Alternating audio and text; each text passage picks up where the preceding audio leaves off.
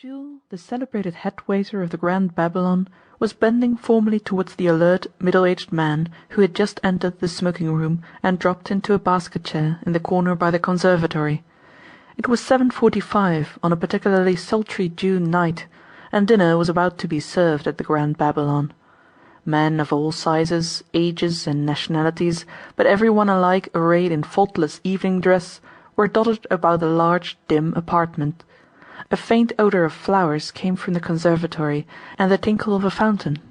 The waiters, commanded by Jules, moved softly across the thick oriental rugs, balancing their trays with the dexterity of jugglers, and receiving and executing orders with that air of profound importance of which only really first-class waiters have the secret.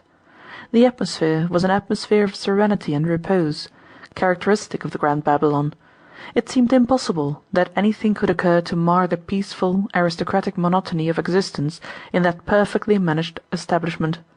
Yet on that night was to happen the mightiest upheaval that the Grand Babylon had ever known.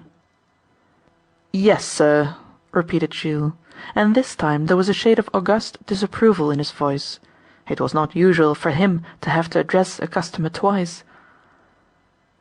"Oh," said the alert middle-aged man, looking up at length. Beautifully ignorant of the identity of the great Jules, he allowed his grey eyes to twinkle as he caught sight of the expression on the waiter's face. "Bring me an angel kiss." "Pardon, sir?" "Bring me an angel kiss, and be good enough to lose no time." "If it's an American drink, I fear we don't keep it, sir." The voice of Jules fell icily distinct, and several men glanced round uneasily, as if to deprecate the slightest disturbance of their calm. The appearance of the person to whom Jules was speaking, however, reassured them somewhat, for he had all the look of that expert, the travelled Englishman, who can differentiate between one hotel and another by instinct, and who knows at once where he may make a fuss with propriety, and where it is advisable to behave exactly as at the club. The Grand Babylon was a hotel in whose smoking-room one behaved as though one was at one's club.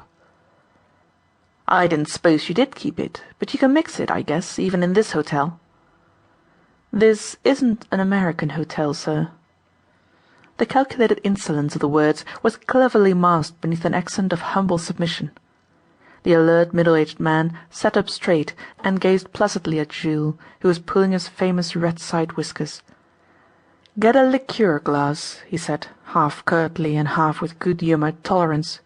"Pour into it equal quantities of maraschino, cream and crème de menthe. Don't stir it, don't shake it. Bring it to me. And, I say, tell the bartender—" "Bartender, sir?" "Tell the bartender to make a note of the recipe, as I shall probably want an angel kiss every evening before dinner, so long as this weather lasts." "I will send the drink to you, sir," said Jules distantly. That was his parting shot, by which he indicated that he was not as other waiters are, and that any person who treated him with disrespect did so at his own peril.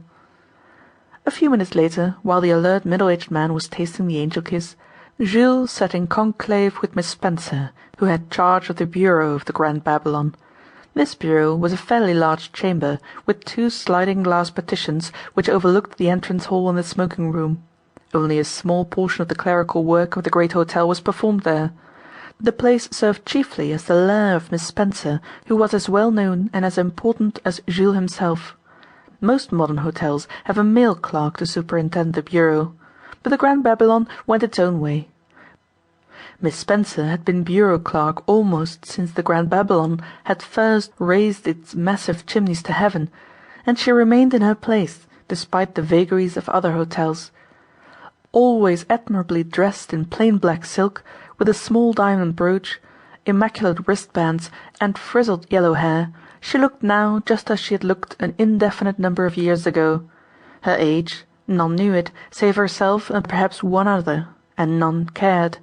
The gracious and alluring contours of her figure were irreproachable, and in the evenings she was a useful ornament of which any hotel might be innocently proud.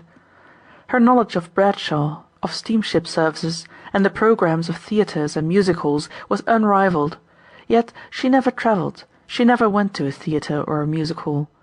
She seemed to spend the whole of her life in that official lair of hers, imparting information to guests, telephoning to the very